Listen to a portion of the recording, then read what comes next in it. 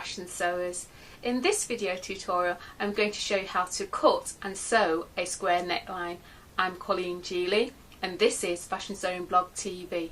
The first example I'm going to show you is how to cut a square neckline on the fold of your fabric, and there is a case of cutting it this method I'm showing you, which is going to be a little bit more accurate than perhaps you may be doing at the moment. So you cut it to that point there, and because it's quite difficult to manoeuvre your scissors to come up and cut the second line, it's best to position your scissors away from the first cut line and angle it towards the shoulder. And when you get about halfway, then you fold back your fabric, and then you continue to cut straight down, right, and then remove, and there you have your square neckline cut out. The second method is when you're cutting on the straight of grain and you're working with a full pattern as regards a half a pattern, is to cut out your pattern in the usual way, and when you come to the square neckline here, cut along the shoulder, and then you go straight down to the point there, and then fold your pattern piece back to give you roughly a straight line. If it means adjusting your pins, do so. So I've got a straight line in which to then continue my cut of the square neckline. Now what happens here, because you don't want to manoeuvre yourself in that direction, just come halfway roughly, and then you're going to go to the point of the actual neckline here.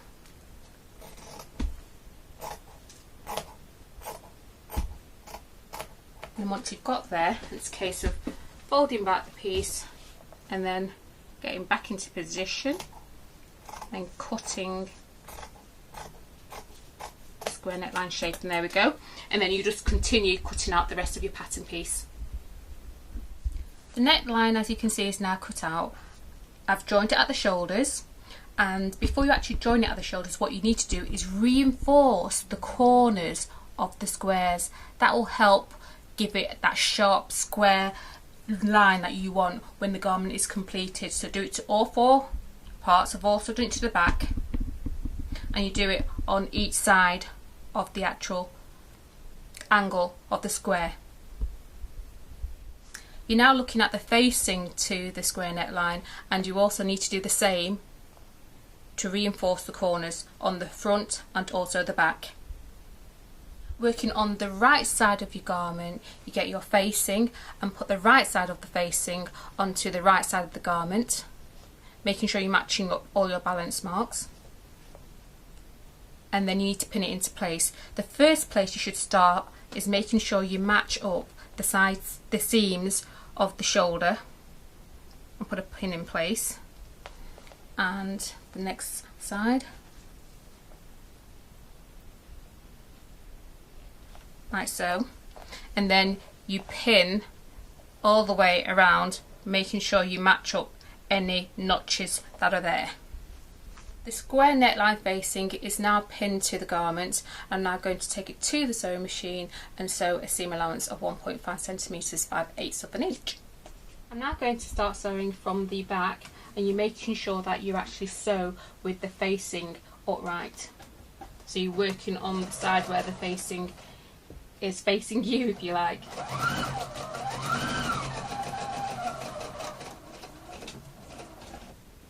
Okay, that's it there, and you've got a good indicator with your actual first line of stitching on your facing, which was the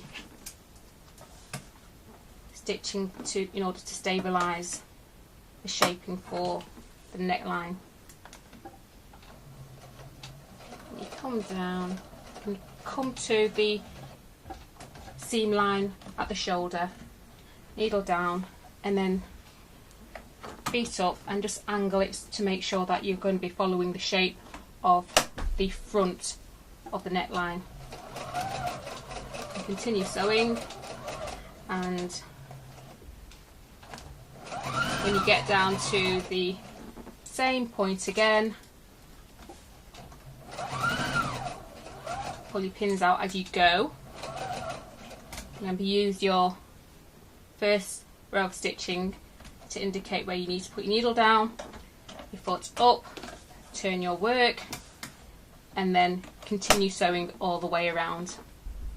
The next step you need to do once you've actually sewn your facing to your garment is to snip into the corners like so. So I'm going to show you here,